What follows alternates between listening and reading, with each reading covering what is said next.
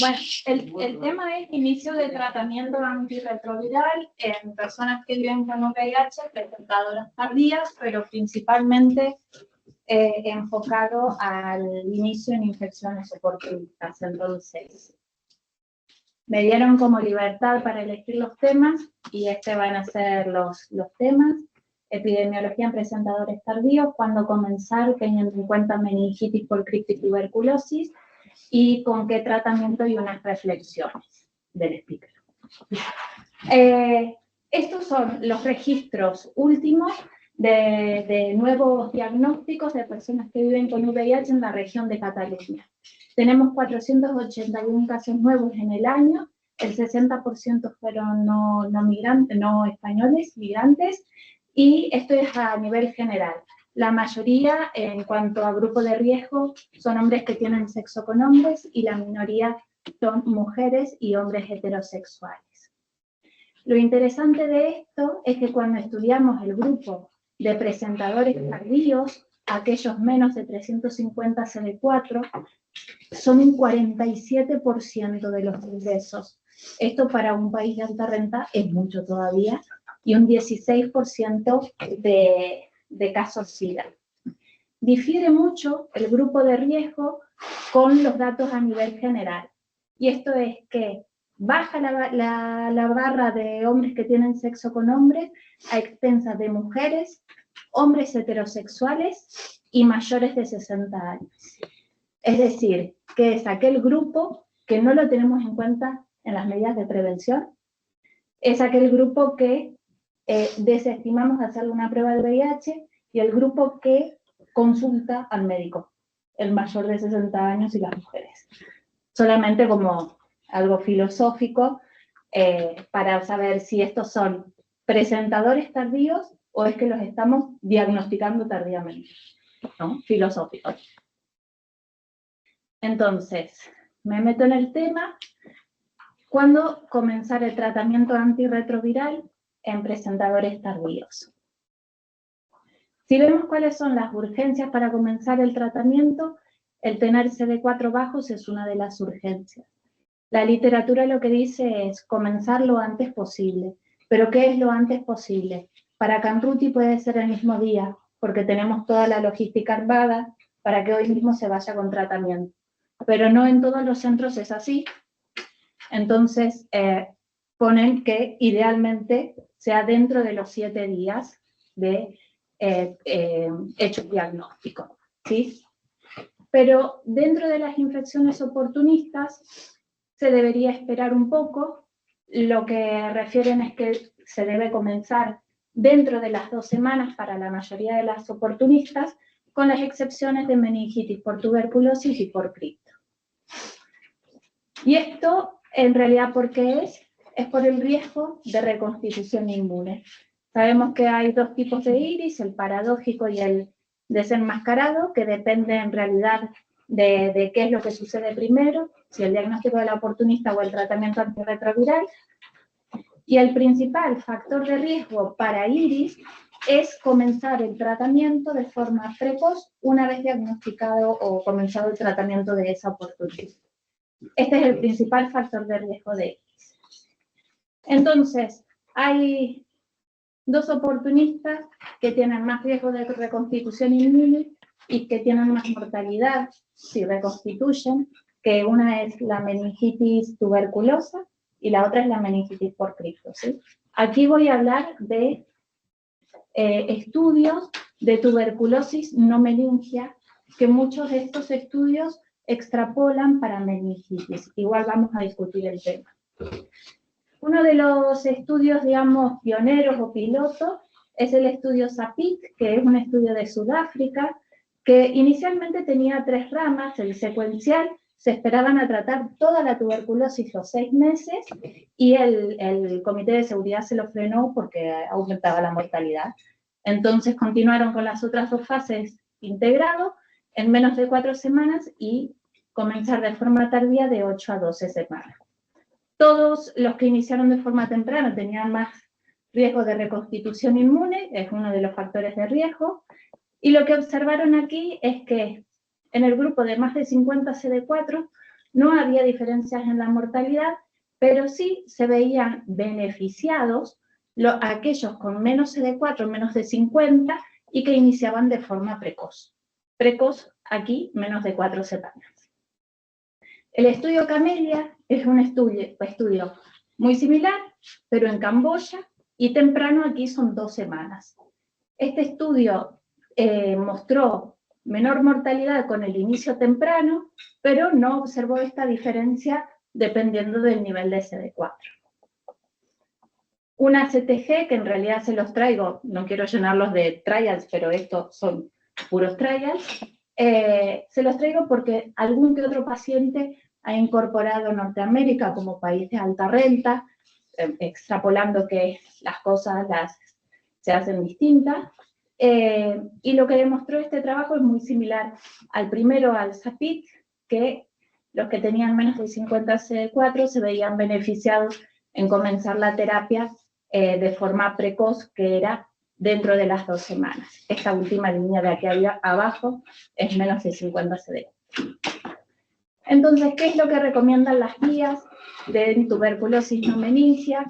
Recomiendan esto, menos de 50 CD4 comenzar dentro de las 2 semanas, y si tiene CD4 un poco más altos, o el tratamiento antifímico no está controlado o es subóptimo, esperar un poco más por el riesgo de reconstitución. ¿Sí? Es porque no han encontrado un cambio en la mortalidad en este grupo de más de 50 CD4, y sí se observó un mayor riesgo de iris, y por eso se llega a este consenso. ¿Qué hay de meningitis? De meningitis sucede algo un poco distinto. Este es un estudio de Vietnam, meningitis tuberculosa, inmediato era un poco menos, 7 días, diferido 8 semanas, y aquí encontraron que no había diferencias en la mortalidad, pero sí que el grupo de menos de 7 días, comenzar temprano, tenían más eventos adversos graves y eran relacionados con reconstitución inmune. Entonces, la única asociación con mortalidad no fue el tiempo, sino fue el grado de severidad de la tuberculosis. Entonces, con meningitis tuberculosa, ya no es menos de 2 semanas, sino es cercano a las 2 semanas de comenzar el tratamiento antirretroviral. La EACS hace esta sugerencia dependiendo del nivel de CD4, es decir, si tiene más podemos esperar un poco más para iniciar el tratamiento, y que siga generaliza a todos más de 4 semanas. Lo importante aquí es que todos coinciden en diferir el tratamiento, que tenga un tratamiento antifímico óptimo, asociado a corticoides, que para comenzar el tratamiento tengamos mejoría clínica y que nos aseguremos que podemos monitorizarlo, que esté ingresado, que tengamos neurocirujano, etc. Bien, esto era tuberculosis, que parece que las cosas están un poco más claras, y cripto siempre es un poco como más discutido. Este trabajo en realidad no evalúa el tiempo, sino que es un trabajo que evalúa predictores clínicos y microbiológicos de la meningitis por cripto. Aquí estudiaron un montón de meningitis por cripto y le comenzaron el tratamiento dentro de las 2 semanas del tratamiento antifúngico. A todos le hicieron una punción lumbar de control a los 14 días, que es la que se denomina la PL de clearance, y diferenciaron aquellos que les iba todo bien, no tenían ningún síntoma neurológico, y aquellos que tenían síntomas de reconstitución inmune o algún deterioro neurológico no asociado a reconstitución inmune. Y lo interesante es que evaluaron un montón de parámetros clínicos y microbiológicos, que a veces es difícil obtenerlos en los ensayos clínicos. Entonces determinaron que presentar convulsiones o proteínas bajas en líquido cefalorraquídeo, leucocitos bajos en líquido cefalorraquídeo, mayor cantidad de unidades formadoras de colonia y un cultivo positivo en la PL de control, aumenta el riesgo de iris. Esto significa que cuanto más normal es el líquido cefalorraquídeo en cripto, peor va a ser el pronóstico. También determinaron otros parámetros que en realidad me gusta como ponerlos porque significa que los midieron, presión de apertura, glucosa, etc. Y ninguno de estos fue significativo. Tener cultivo positivo en la PL de control, estos saben que el tratamiento de la cripto se hace en 2 semanas una fase de inducción y luego se pasa a la fase de mantenimiento, ¿no? Lo ideal sería tener, antes de comenzar la fase de mantenimiento, un cultivo negativo.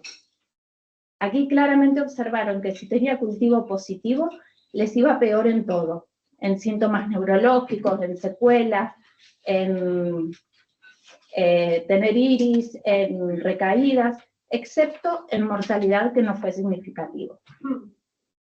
Entonces hay un trial, bueno, hay varios trials, que determina cuándo comenzar el tratamiento antirretroviral.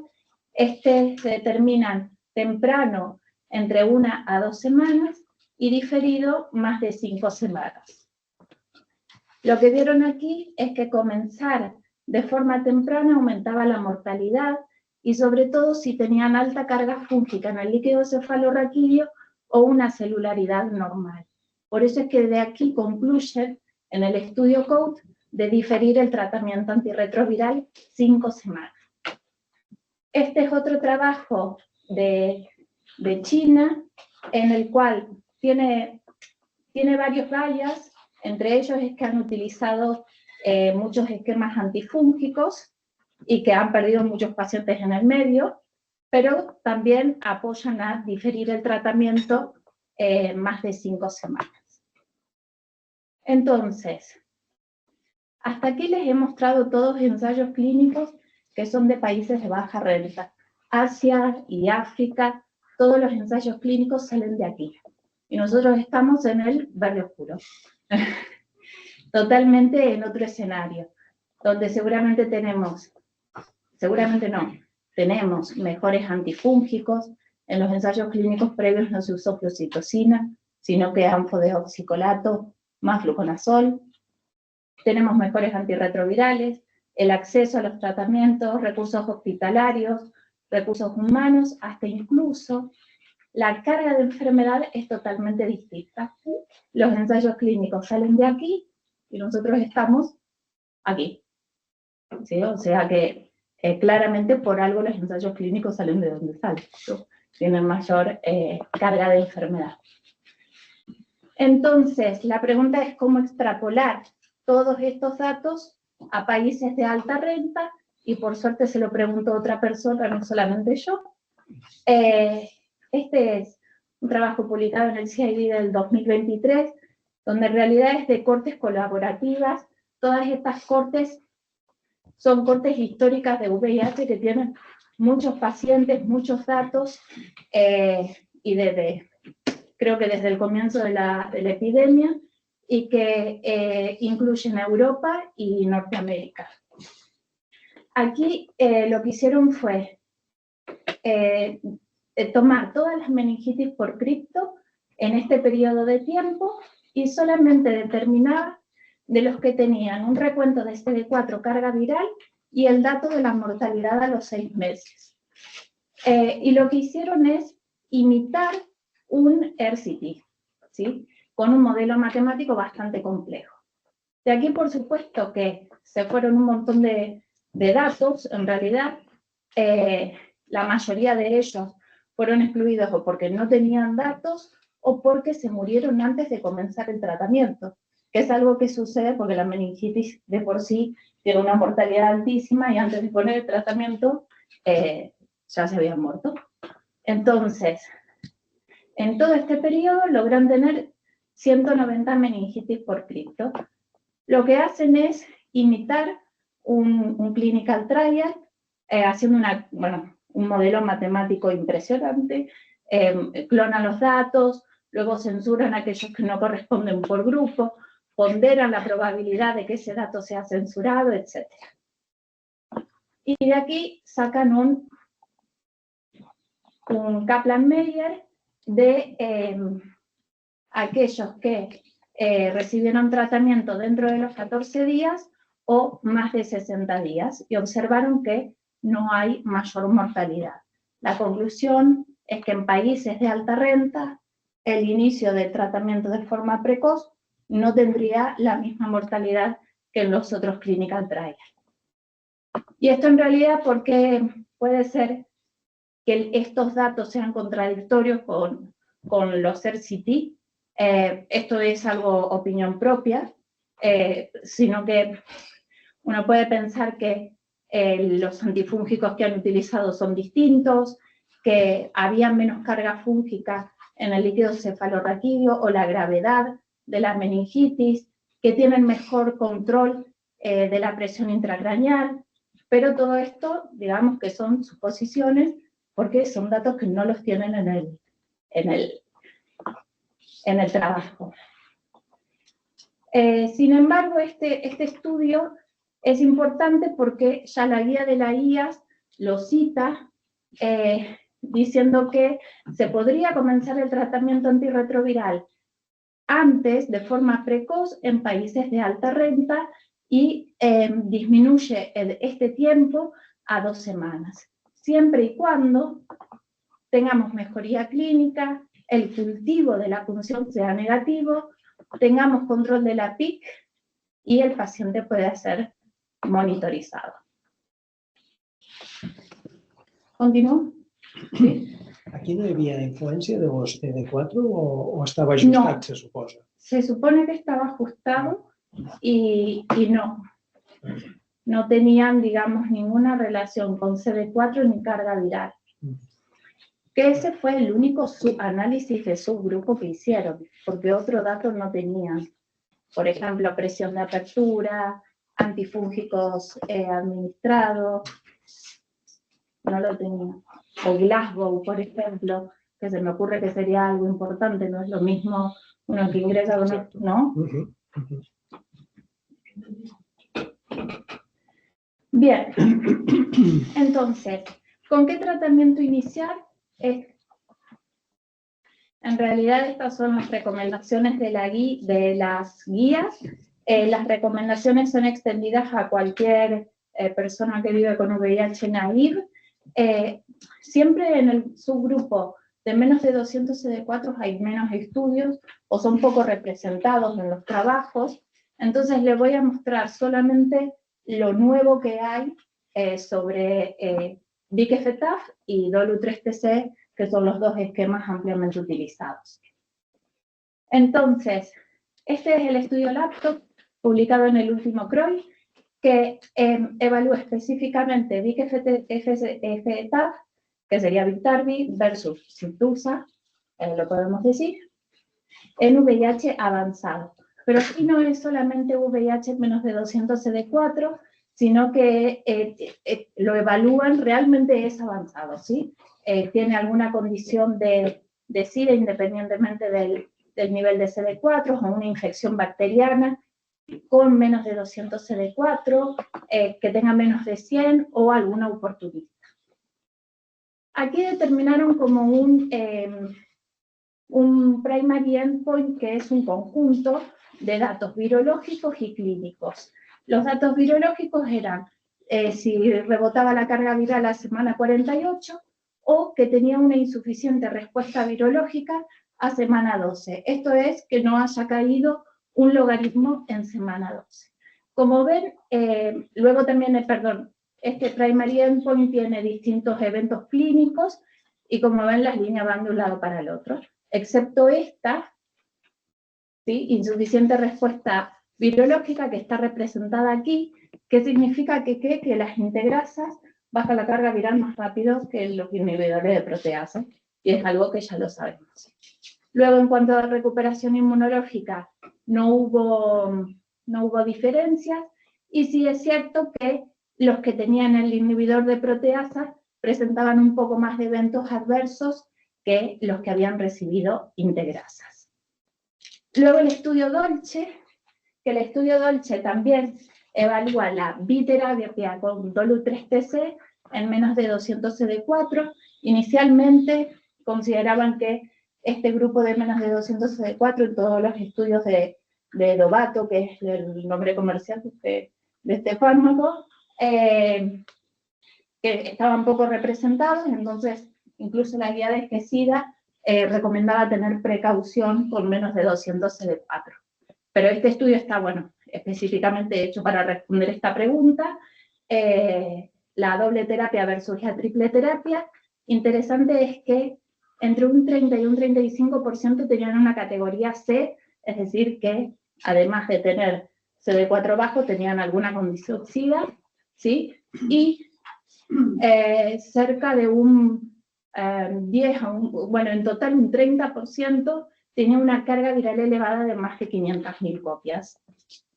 Y lo que se observó es que la biterapia tiene la misma eficacia que la triple terapia en pacientes con menos de 200 CD4 e independiente de la carga viral inicial. ¿Sí? Esto apoya un poco también al uso de la biterapia, siempre teniendo en cuenta que no tenga coinfección con hepatitis B. Y el último tema, y termino, en cuanto a coinfección con VIH tuberculosis, sabemos que aquí siempre el tema es la rifampicina, que se carga a varios fármacos por el metabolismo enzimático, entonces siempre hay que tener precaución con algunos antirretrovirales. Hoy en día aquí lo que sería el standard of care para el tratamiento con rifampicina es dolutegravir a doble dosis y que hay que mantenerlo por 2 semanas luego de finalizada la rifampicina. Otros fármacos, bueno, que no los utilizamos aquí, es Favirenz y Ralte, pero que podrían considerarse. De esto les traigo el insight, que es un estudio relativamente nuevo, que es lo que hay sobre Biktarvy junto con rifampicina. Este estudio utiliza Biktarvy a doble dosis, es decir, aquí el tema es utilizar Bictegravir a doble dosis y también el TAF, que podría tener un metabolismo alterado con la rifampicina, comparado con el standard of care, que es Doluc a doble dosis. Esto inicialmente se presentó en el CROI 2024, lo que vieron es un 95% de supresión virológica a semana 24, pero cuando vemos las concentraciones, digamos el estudio farmacocinético, vemos que esta es la concentración base de Bictegravir sin rifampicina, y con rifampicina a doble dosis baja monstruosamente las concentraciones. ¿Sí? Y de hecho aquí lo vemos en las curvas, que las concentraciones bases, además de ser bajas, son muy variables, que tienen un coeficiente de variabilidad bastante elevado comparado con Bictegravir sin rifampicina. También se presentó luego el subestudio de este insight con tenofovir en el 2025. Aquí no se ve lo mismo que se ve con Bictegravir, que desmitifica un poco lo que pensábamos de TAF. Estas son las concentraciones del tenofovir plasmáticas y estas las intracelulares. En lo que sería fucsia es sin rifampicina, ¿sí? Y vemos que es muy similar a la dosis de TAF con rifampicina, ¿sí? Por lo tanto, aquí con TAF no sería el problema, con Bictegravir sería que sí. Así que, por último, reflexiones en el contexto de infección oportunista, demorar el inicio, tener en cuenta no solo el calendario gregoriano, que es el calendario en el cual nos regimos, que una semana tiene 7 días, un mes 28 días, y todos los clinical trial se hacen con semanas, ¿sí? Entonces, tener en cuenta también parámetros clínicos, el escenario donde trabajamos, qué herramientas tenemos aquí. En presentadores tardíos el tratamiento se puede empezar con 2 drogas o 3 drogas, integrasas, ¿sí? Y este es el señor Gregoriano, perdón. Gregorio. Gregorio decimotercero. Y tener en cuenta el ajuste de dosis con rifampicina. Nada más.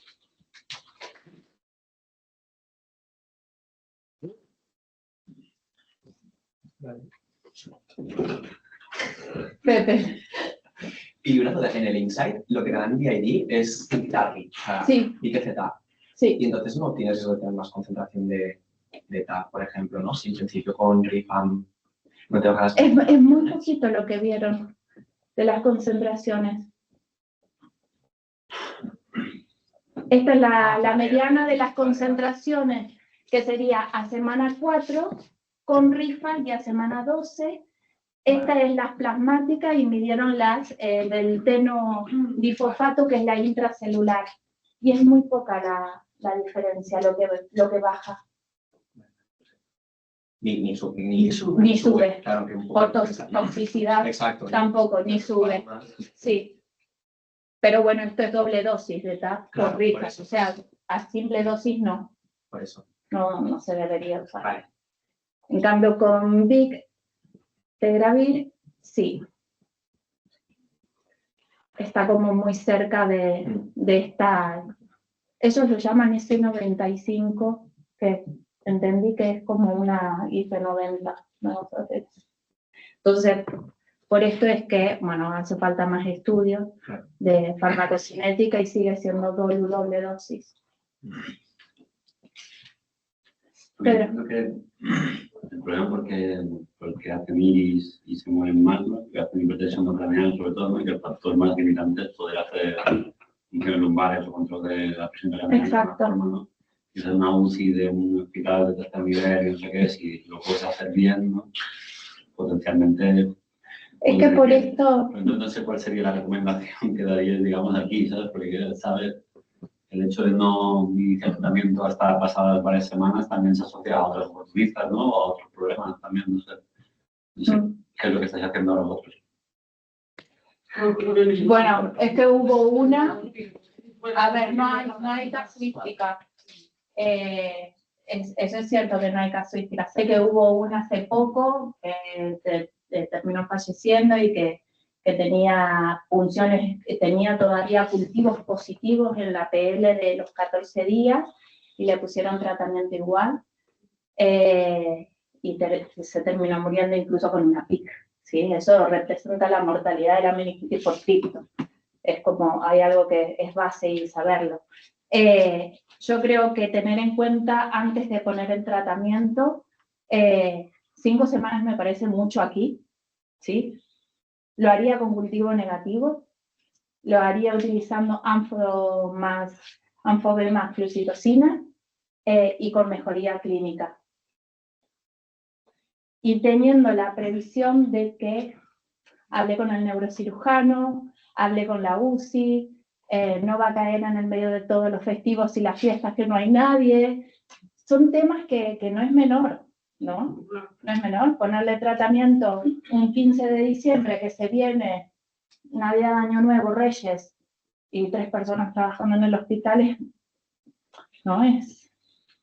Ahí dices esperarte una semana más, ¿en qué te puede cambiar?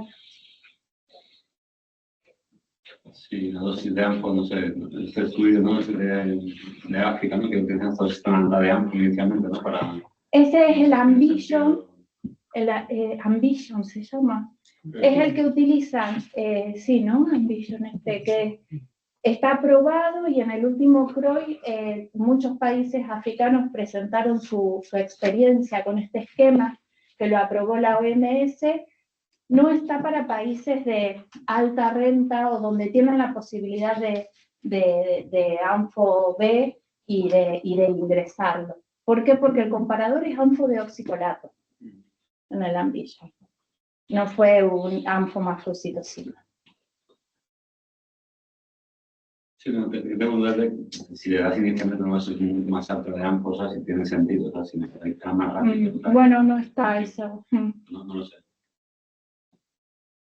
Pero mantener igual la ANFO, la inducción.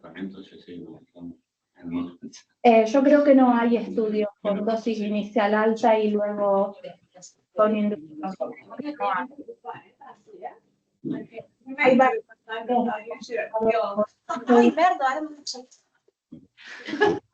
Se está escuchando a alguien.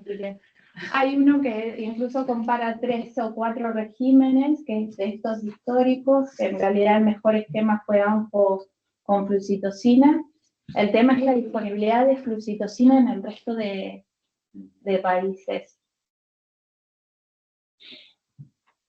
Pero bueno, lo pensamos y lo hacemos. Dosis alta y luego la inducción. Bueno, sería ver niveles, ¿no? Y, O sea, a lo mejor siempre es un problema, ¿no? Porque los niveles del fármaco es súper complejo, ¿no? Ujú. Pero que no sea. Sí, incluso en los países donde no tienen flucitocina, se puede hacer ANFO más fluconazol, que también fue comparado con ANFO de oxicolato en monoterapia. Lo cierto es que el fluconazol es de 800 a 1200 miligramos día. Es una dosis muy alta que en general en algún momento tiene hepatotoxicidad.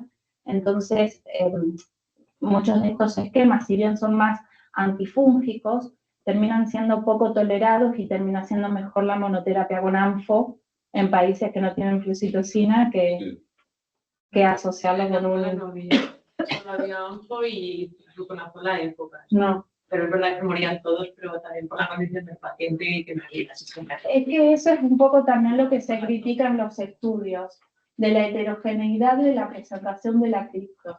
Una cripto puede ser una de menos de 100 CD4 con una antigenemia que se lo has hecho por screening y lo pulsaste y tiene antígeno positivo y está ingresado scrolleando con el móvil, y otro que está en la UCI. Entonces es muy amplio.